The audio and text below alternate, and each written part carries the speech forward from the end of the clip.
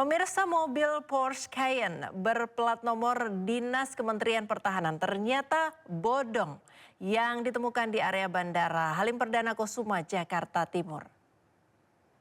Ya, sebuah mobil mewah Porsche Cayenne memakai plat Dinas Kemenhan terparkir di area Halim Perdana Kusuma, Jakarta Timur. Mobil ini menggunakan plat nomor Kemenhan nomor registrasi 5021200. Ternyata plat nomor yang terpasang palsu. Kementerian Kemenhan RI memberikan klarifikasi bahwa mobil mewah tersebut tidak tercatat dalam daftar inventaris resmi. Mobil telah ditarik ke Polres Jakarta Timur beserta pengemudinya.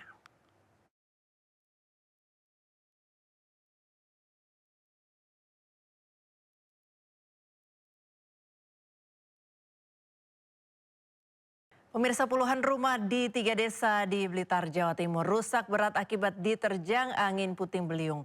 Tidak ada korban jiwa maupun luka dalam peristiwa ini, namun kerugian mencapai ratusan juta rupiah.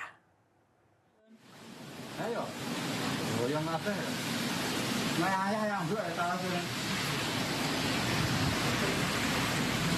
angin puting beliung disertai hujan deras melanda Kecamatan Ponggok, Kabupaten Blitar, Jawa Timur. Kencangnya angin memporak-porandakan atap rumah warga di 3 desa, yakni Desa Ponggok, Desa Ringin Anyar, dan Desa Kebon Duren. Puluhan rumah warga mengalami kerusakan berat terutama di bagian atap, beberapa di antara juga tertimpa pohon berukuran sedang.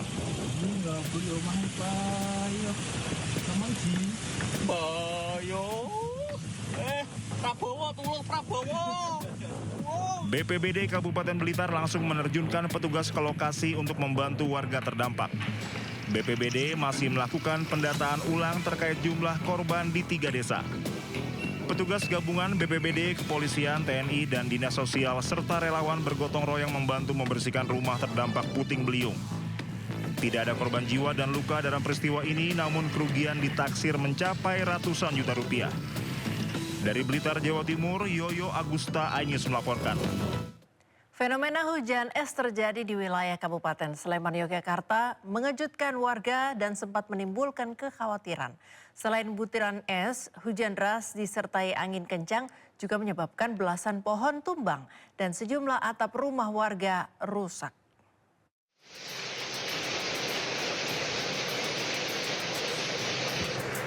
Butiran es sebesar kelereng jatuh menimbulkan suara gaduh saat menghantam atap rumah berbahan baja ringan. Butiran es juga nampak berserakan di halaman rumah, rumput, dan lantai teras. Hujan es disertai angin kencang dan berlangsung lama ini sempat membuat warga panik. Sebagian warga sempat mengira atap rumah mereka rusak karena suara benturan yang terdengar sangat keras dan berisik. Akibat insiden ini, belasan pohon di sejumlah desa tumbang menutupi akses jalan dan sebagian menimpa fasilitas umum serta pagar tembok pemakaman. Terus?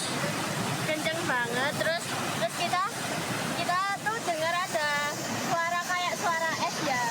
Terus keluar ternyata itu benar itu suara dari hujan es.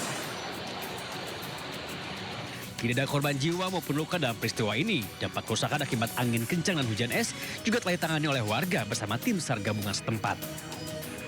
Dari Sleman, Yogyakarta, Heru Trijoko Ainus melaporkan. 9 hari berlalu, banjir masih merendam ribuan rumah di Subang, Jawa Barat. Ratusan warga juga masih bertahan di kolong flyover menunggu air surut dan bantuan datang.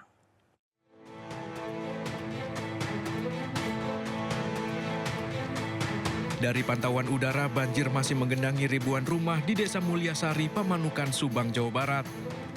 Dibanding hari sebelumnya, ketinggian air hari ini memang mulai surut sekitar 30 cm, namun ribuan warga masih memilih mengungsi di berbagai titik.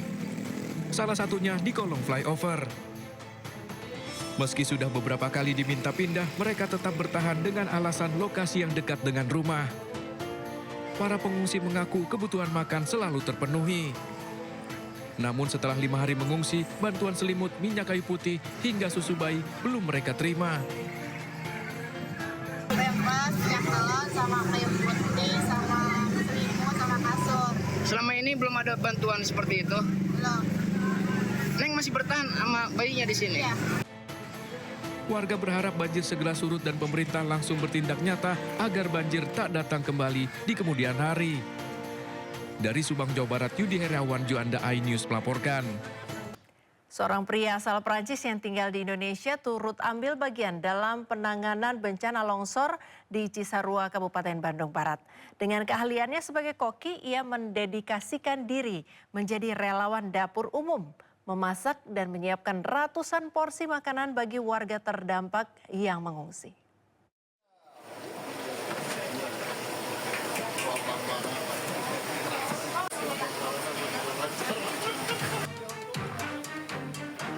Inilah David Kaileba, pria asal Prancis yang kini menetap di Bandung menjadi salah satu relawan dapur umum pasca bencana longsor di Cisarua, Kabupaten Bandung Barat. Sejak hari kedua setelah bencana, David secara sukarela turun langsung memasak makanan bagi para pengungsi. Keputusan tersebut ia ambil setelah mendapat informasi adanya kebutuhan tenaga relawan dapur umum melalui komunitas kemanusiaan yang ia kenal.